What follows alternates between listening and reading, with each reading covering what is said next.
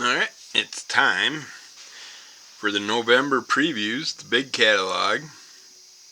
Episode 1 of probably 2 or 3. I think we might be able to get away with this in two episodes this month. They don't have as many again as they did a couple months ago for fresh new things to talk about. So we might get lucky and get through it in 2 episodes. But this is stuff that will be coming out in January, maybe February, mostly. And starting out, see if I can get this, okay. We got When I Lay My Vengeance Upon Thee, number 1 of 5.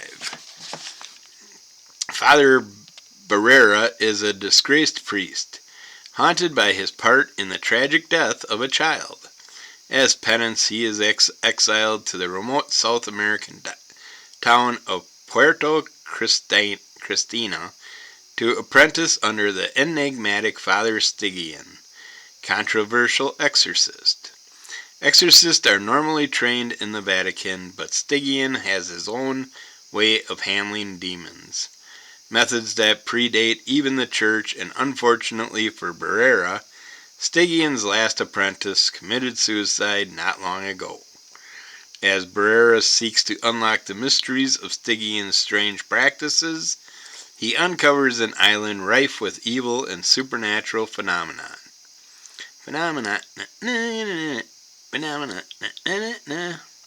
What do these possessions mean? And how are they connected to a mysterious hospital patient? One who's been in a coma for nearly half a century without aging a single day. Guessing everything they dream probably comes to life. We got Gus Marino and Jacob Rebelka working on this one for a mesmerizing and thrilling descent into hell itself. We're jumping. It's like we're jumping 30 pages already after the first thing we talk about. It's like I said, it's like usually we got half a dozen right off the bat that are brand new runs, but yeah. This catalog didn't seem to have as many number ones as usual. So, Fence Challengers Sweet 16 number 1. The Kings Row fencing team has made it all the way to the final 16 in the tournament, but now they have to face the best of the best. It's Sajay against Marcus, the fencer who made him fall in love with the sport to begin with, and Nick vs. Kyle Lacoste, under the watchful eye of none other than his estranged father. C.S. Piscat has the next thrilling installment of the GLAAD Media Award-nominated Fence. Now we get to go a few pages to Silverhawks number 1. I was curious what this was about. In the nearby galaxy of Limbo, the deadly mob boss Monstar has escaped from his confinement on Penal Planet 10, and he's looking to take revenge on everyone who put him there. At the top of the list is Commander Stargazer, the grizzled space cop who personally took Monstar down the last time he went on a rampage. To recapture Monstar and his gang of supercriminal associates, Stargazer must put his retirement on hold and assemble a new team of his famed bionically enhanced law enforcers, the Silverhawks. Recruited from every corner of known space by the Federal Interplanetary Force, the Silverhawks were engineered to be the first line of defense against Limbo's ruthless agents of chaos. But during Monstar's long incarceration, the program went dormant and its state-of-the-art tech has drifted towards obsolescence. Now, as they take on the galaxy's deadliest lawbreakers, Stargazer's new team of untested cyborgs, including Quicksilver, Bluegrass, Hotwing, Steelwill, Steelheart, and the Copper Kid, will face the ultimate trial by fire. This is by Ed Brisson, George Kamadias. Open up an all-new entry in the FIF's Legendary Case Files with Silverhawks #1. Yeah, they made me feel like the Gotcha Man stories and stuff like that. Don't know if they're going to be in the same world or what. I can't remember if Gotcha Man was Dynamite or not. But it's like, they do a variety of covers, a nice little writer punch up in here and stuff. Even got like a Simpsons style cover there. Alright, now we're going to Zootopia #1. It's another beautiful day in the bustling city of Zootopia, where every animal is free to strive to realize their full potential. And one of the most successful of those strivers is Trip Zebrando, owner of the PB&J cell phone company. PB&J's high-tech devices are the must-have accessories for every species in town. And Trip is about to launch their latest model with a huge publicity event timed for the arrival of the first shipment of phones at the airport. Unfortunately, somebody has it in for PB&J or Trip or both, and the resulting sabotage threatens to bring the house down, right on top of the unsuspecting crowd. Luckily, ZPD's finest, in the form of officers Judy Hopps and Nick Wilde, are on the scene ready to keep the peace or at least contain the chaos. But what they're about to discover in the aftermath of this seemingly isolated incident will lead them into a much larger and more complicated case. Got Jeff Parker and Alessandro Ronald working on this. So, check that out. If it catches your ear, I gotta throw a blanket behind me. My back is starting to lock up from leaning forward, so I need the blanket to help me lean forward, I guess. I don't know. I don't think it'll help. It'll make it worse, probably. But by the time I get to the big catalog, I'm starting to wear down from leaning forward. Okay, next up is, I suppose, let's make sure there's no more. Yeah, there's some more covers for the Zootopia. There's a big write-up for the creators, little sample pages, basic artwork. Pretty old school artwork for newer Disney stuff. You would think they'd have more to it. And then we got Altered States, Purgatory Grindhouse #1. Name's kind of interesting. See what it's about here. Some fun covers. Welcome to Altered States, Dynamite Entertainment's parallel reality in the vein of DC's Elseworlds and Marvel's What If. Okay, cool. In the summer of 1976, Tori Sachs and her friends went to an innocent beach party to celebrate the end of high school, and wandered into a scene of satanic carnage that would shock the world. Now, decades later, the truth can at least be told, and the burning questions answered. Why were the teens targeted for slaughter that night? And what unholy creature did they fall victim to? By Ray Fox, Federico Ceresa. A variety of covers. Now, the story doesn't really grab me enough to check it out, so I guess I'll wait till I find it down the road in a bargain box, but I am curious what they're going to do with that. I gotta jump about 30 pages.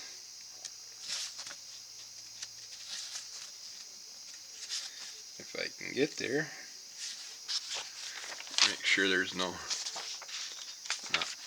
more imagery on there. We got Lenore, the Time War, #1, which it's been a while since there was a Lenore book. This is #1 of 3. The most celebrated return of Roman Dirge, unique. Oh, we don't have to read that part. Lenore faces off against the legendary Time Goats in the Goat Fight of the Century. Reunited after being separated and lost across the entirety of all history, after eating 3 time goats who'd come to save them from a demented demonic pickle hat, Lenore and company must make one last stand and do battle with a futuristic army of enraged time goats from the far-flung future who've come to Earth for revenge.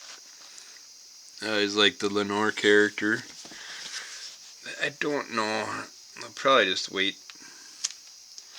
to see how it goes and do the trade when it comes out. We'll see what happens. We got the collected Will Eisner's John Law. If you were ever into that,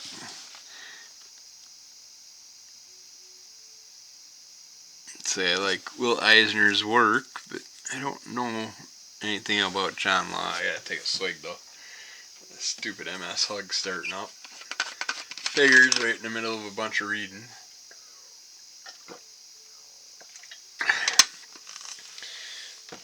You might hear me take a bunch of pauses, take sips of water to try and break it loose. So I'm sorry about that, but featuring original stories by Will Eisner and Gary Chaloner's award-winning reboot from 2004 includes an all-new, previously unpublished John Law story and a foreword by longtime Eisner publisher Dennis Kitchen. This is a must-have for not just Eisner fans, but comic collectors of all ages. Nice, beautiful layout of artwork and stuff in there, and just well done.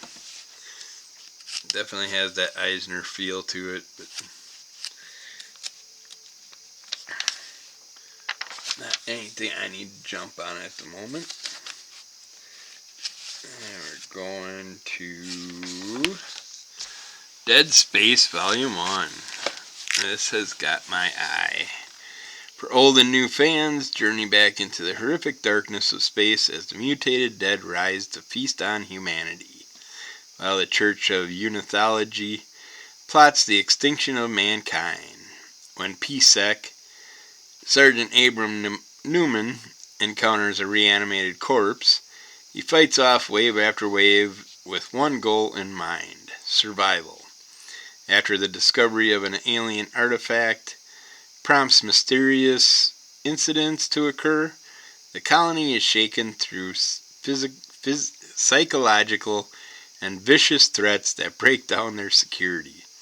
With the Church of Unitology slowly moving to awaken the marker and push humanity to extinction, the onslaught grows as a gruesome undertaking takes place. Some imagery. I don't really like the artwork.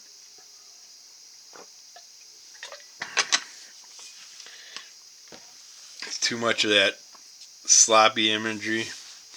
Half-assed, not quite done. It's Ben Templesmith's artwork.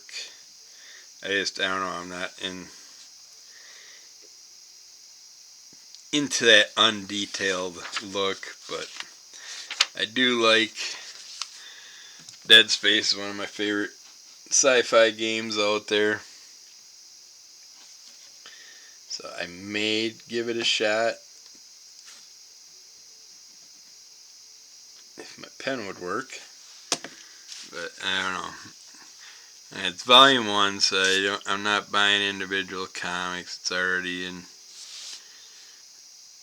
form. Damn. Yeah, I don't know. It's got a pretty big price tag. So we will see. We got Peanuts, Snoopy and the Red Baron. There's never been a war book like this one. How could there be? There's never been a war hero like Snoopy. With verve, dash, courage, Flying Ace Snoopy hurls his famous Sopwith camel into the sky to challenge the infamous Red Baron in his infamous Fokker triplane. So my favorite Peanuts storylines is the Snoopy and the Red Baron stuff. But it's not something I need to throw in my collection at the moment. We got the Lucky Devils #1. Looks like some interesting little characters on the covers. Mini-series premiere. Good Omens meets Curse Words in this new series from the duo behind smash hit 8 Billion Genies. They sold me right there. The Lucky Devils is a tale of two rebellious demons who decide to start a revolution in hell, and the two ordinary 20-something humans they're going to manipulate to do it. A cheeky satirical look at good and evil. The Lucky Devils explores Faustian bargains and temptation in a rip-roaring, hilarious new wave. I mean, Charles Soule and Ryan Brown, anything they put out is going to be excellent and worth picking up, so I think I will have to check that one out. We got Seasons #1 series premiere. Come one, come all to the amazing new Big Top Show. Your ringleaders, Rick Remender and Paul Azaceta, invite you to this fantastical double-length premiere issue of their new ongoing series. A decade after the season's sisters' beloved parents disappeared, a wicked carnival arrives in town. Within its big tent is a dazzling show led by an eldritch ringleader who offers comers all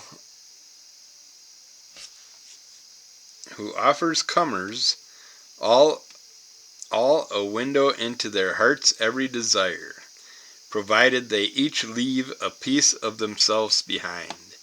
Attendees arrive to enjoy the breathtaking entertainment obscured behind its canvas folds, and they leave distracted by the glint of these cursed mirrors. Now it's up to the often overlooked youngest sister, Spring, to find her missing sisters and put a stop to the Faustian hold the carnival and its cursed mirrors have on its guest. But will she be able to piece her shattered family back together before it's too late for them all? Seems a lot like a certain theme park book I read not long ago and then dropped off of. See if I can get this light in here without screwing up too much of the picture for you guys.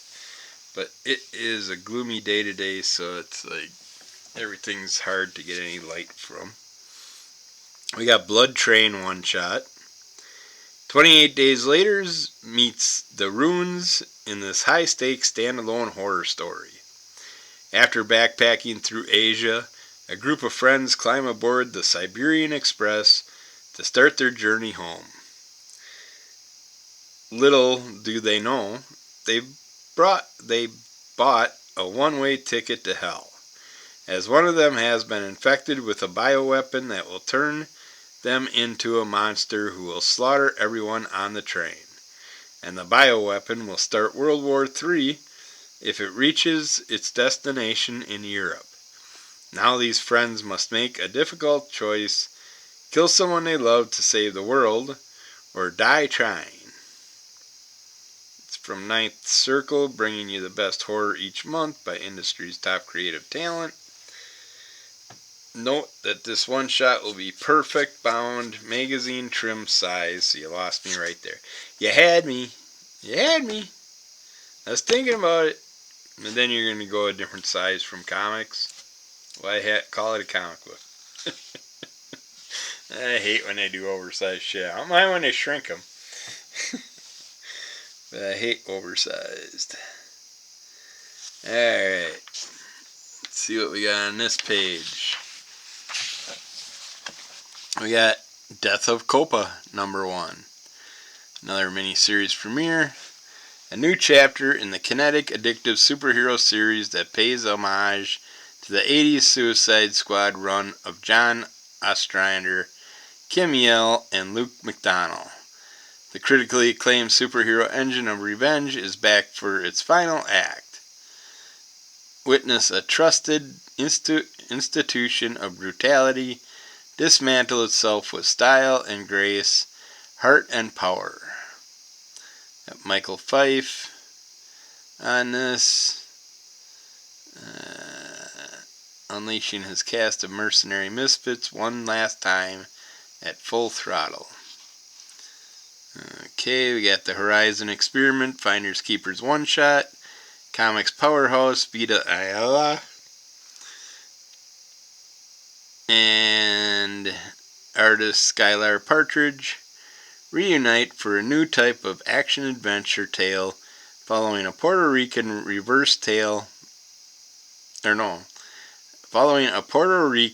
reverse Indiana Jones, a thief stealing from museums to return artifacts back to their native cultures. Okay.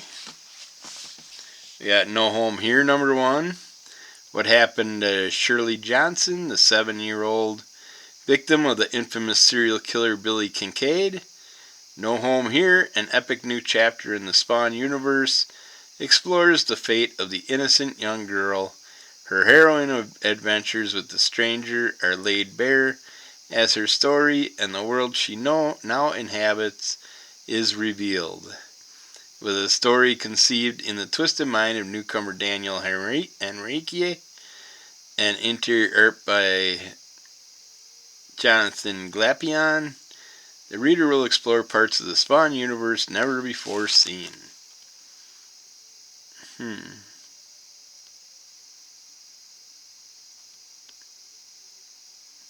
Interesting. We got The Patchwork Girl of Oz, which is a series premiere. Return to the land of Oz in this new comic book adaptation of L. Frank Baum's classic novel, The Patchwork Girl of Oz. Perfect for fans of Young and Strom's Twig. Otis Frampton brings his unique style to the 7th book in the classic fantasy series. Okay, so this is ongoing. I did like The Patchwork Girl. That one comic that we got. I hate that it's an ongoing series premiere and they're not telling us how many issues. So I will have to wait and see what comes of that. Let's see, we got... Now this is funny because someone just told me about this with a drawing I did recently. I think it was my Cyborg Chicken drawing. They mentioned this and the CHU version. But we got Chew the Nomnibus edition trade paperback, collecting all 60 issues of the best-selling, award-winning series about cops, crooks, cooks, cannibals, and clairvoyants in a single massive volume. Chew, see they got the CHU as the detective, with a secret, a weird secret. Tony Chew is cybopathic, which means he gets psychic impressions from whatever he eats. It also means he's a hell of a detective, as long as he doesn't mind nibbling on the corpse of a murder victim to figure out who done it, and why. He's been brought on by the Special Crimes Division of the FDA, the most powerful law enforcement agency on the planet, to investigate their strangest, sickest, and most bizarre cases. Also included are the blockbuster one-shots featuring everybody's favorite homicidal rooster, Secret Agent Pio, Warrior Chicken Pio, and Demon Chicken Pio. Yeah, I'd like to check that out, but it is a $65 trade. It's got my interest, though, after I learn more about them. And that looks like about it for new stuff off that page. Jump a few pages to... dang it.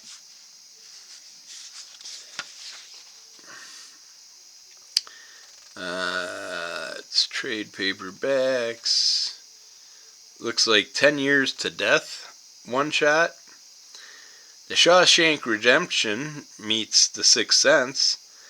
Inspired by an eerily bone-chilling true story, a newly hired prison guard, a notorious mass murderer, finally incarcerated for his crimes and the death that binds them together. What happens when the murdered becomes the murderer? A prestige format one-shot featuring top creative talents, written by Aaron Douglas, drawn by Cliff Richards. Doesn't give me enough information. After Dark one-shot, Tales from the Crypt meets Twilight Zone, 4 Tales of Horror, Lost Souls, and Things That Go Bump in the Night. A prestige format one-shot featuring top creative talent, just in time for the most horrific month of the calendar year. Just in time, After Dark. Actually, this has to be old because I got that. Yeah, these are old.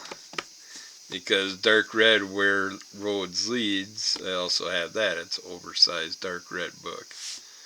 So, shame on you people. We got Eden One Shot by Cullen Bunn. Tattoo artist Niles lives his life in a kind of daze. Minute after minute, he muddles through the repetitive moments of his job, his life, and his guilt. All that changes when Eden walks through the doors of the tattoo shop. She's looking for something different, and she finds it with Niles. But Eden is a woman surrounded by deep mysteries, not the least of which is how and why her new tattoos vanish after only a few days. This is another one that I remember. As Niles learns more about Eden, he is driven to fathomless depths of both love and horror. Be prepared to accompany the notions of love, creation, and heartbreak to terrifying places. So yeah, these are all like apparently stuff that's been out already. We got Alandal. Looks like a manga style, possibly from Blaze Comics. Las Islas Filipinas, 1774. Sabina, the young daughter of an exiled Spanish conquistador, is abducted by an Iranian pirate and taken to the island of Jolo. There she discovers her true identity as the granddaughter of the Sultan of Sulu and meets a mysterious swordsman called Alandal. Brought to life through the stunning black and white illustrations, blah blah blah blah blah. Yeah, the illustrations are interesting. Definitely has that historic look to them.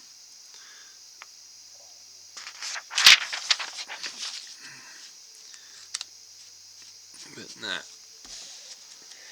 kind of that historic look, but also kind of like sloppy art. That I call it sloppy art. It's more like painted art, like watercolor style artwork feel to it. That's kind of meshed up with the black and white. I don't know. Just not my cup of tea. Alright, I got 172. We got Monster Quest trade paperback. The evil wizard Velias has kidnapped Princess Shalandra, plunging the kingdom of Mystaria into darkness. 4 brave heroes, each of different backgrounds. Are you looking for something? Bathroom. Yeah, it's upstairs. Oh, I can get one up there? Yeah, it's right next to your bedroom. I didn't know that. Okay. Sorry, people, I had to deal with something here. People like to come into my area when they have their own separate area. 4 brave heroes, each of different backgrounds and skills, team up to rescue her and change fate for the better. This is the premise of Monster Quest, a video game from Andre's early 90s childhood that captured his imagination. Now in his 40s, he longs to share the experience of the game with his daughter Susanna. However, as they dive back into the game, Andres discovers that it's not as he remembers it. The settings and characters seem to have mysteriously changed. It's got a nice Nintendo game style cover to it. Looks like a game inside itself.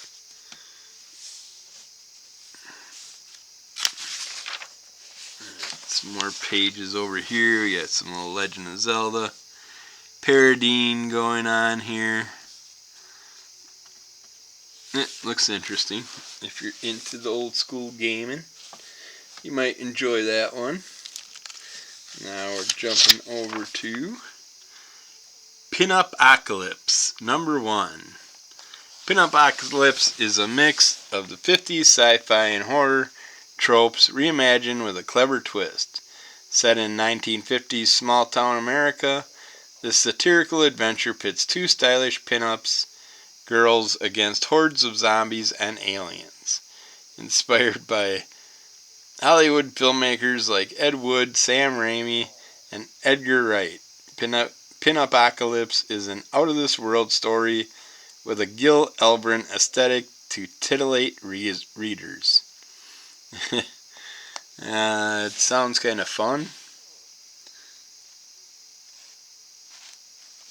Lots of interesting covers. This is number 1. Doesn't say how many they're doing on this one, but I am curious about it. It's Foxy's birthday, and with money in her pocket, she's on a mission to find the perfect dress. That is, until an explosion rocks the small town of Pin-Up-Ocalypse and startles her out of the dressing room. Surrounded by suspicious green smoke, Foxy emerges to find that everyone else in the town has turned into zombies. Yeah, I don't know, I want to read it. I want to check it out. They got a variety of fun covers to choose from. I'll throw a circle around that one just in case. I'd rather know how many issues it's going to run. But, alright. We got Terror and Fury. A couple more new characters from Grim Fairy Tales. Zenescope. We got Evil is spreading across the world. Sorry if these pages aren't easy to see for you or whatever when I'm pulling them up. It looks alright. Evil is spreading across the world. Vampires, zombies, and even more horrifying creatures are emerging from the shadows. Intent on erasing mankind from existence, amidst the darkness, two heroes rise from the past. Terror and Fury. Far from the conventional heroes, they wield terrifying powers of their own, products of a past that has long been forgotten. Their methods are ruthless and their motives are unclear. But one thing is certain, they might be the world's last hope against the nightmare overtaking it. Characters look interesting. I like that cover. It's people, I'm guessing, were vampires. They're just turning to dust. Yeah, I'm kind of curious. This is one of 3. It's a 3-issue run. I might have to check that one out. I'll give it a circle also. We'll see. Like I said, follow Crimson Color Comic Club if you want to find out what we're going to actually pick up, each of us. My back is killing me. Where are we at? We're at that point. I think we're gonna... Yeah, I think we're gonna turn it into... This is gonna be broken up into 3 episodes, it looks like. We'll throw one more out there since we're on the Zenescope. Anyways, they have White Tiger, Claws, Paws, and Outlaws. Another interesting character from the crazy and chaotic universe of Man, Goat, and Bunny Man comes a brand new hero, the White Tiger. Oh, great. It's Man, Goat, Bunny Man's world, so I gotta get it. It doesn't have, it looks like, yeah, it's a one-shot, so that's awesome. A mutant creation of the dastardly Puffy Penguin, the White Tiger was engineered to be the monstrous enforcer of evil. But with a heart stronger than the darkness he was born into, the White Tiger escapes Puffy's clutches and vows to use his newfound powers for good. Teaming up with the quick-witted, sexy, and cunning Red Fox, the duo sets out on an action-packed mission to take down Puffy Penguin and his twisted schemes. Get ready for comic madness, absurd humor, and non-stop action in White Tiger, Claws, Paws, and Outlaws. A tale of redemption, partnership, and a whole lot of madness you have to see to believe. Yeah, these are some interesting looking characters on the covers, but since it's the Man, Goat, and Bunny Man world, and it's one shot, I think it will be going into my collection. Alright, we're going to stop it there, and we will get back with another round of this soon. Might keep it to 3, might have to go 4, we'll see what happens. It's going a little slower than I thought to get us started, but keep falling under the cult of MS. Rate, review, subscribe, tell a friend, give us those likes. Check out Crimson Cult Comic Club, and I will be back with more of these soon. Thanks. Bye.